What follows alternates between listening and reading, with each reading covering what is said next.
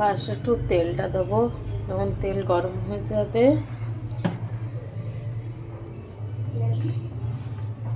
তেলটা গরম হয়ে গেলে একটু চিনি দেবো, দুটো তেজপাতা দেবো,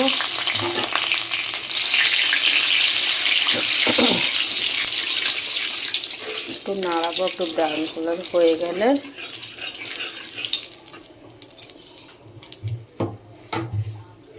এবার মশলাটা দিয়ে দেবো। একটু হলুদ গুঁড়ো দেবো,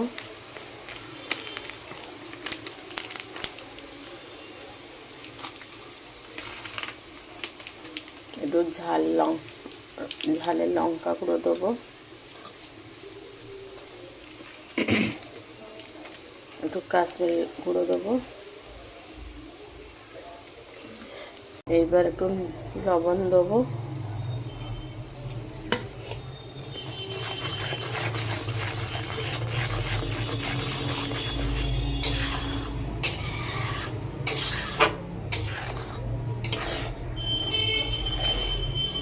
এইবার আলু দিয়ে দেবো,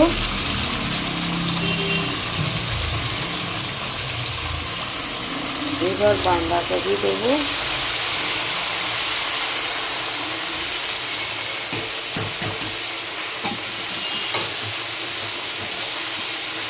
এবার ওকে নাড়াবো।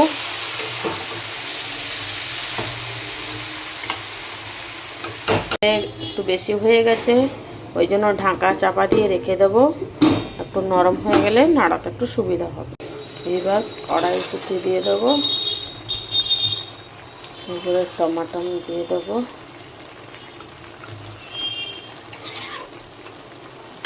জল বেরোচ্ছে, জল বেরোতে বেরোতে ওর মধ্যে সেদ্ধ হয়ে যাবে।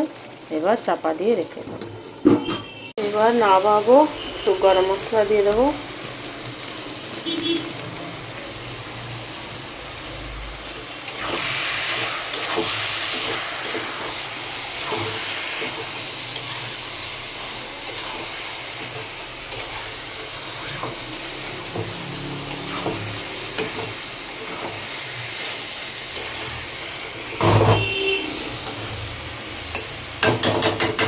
এবার হয়ে গেল।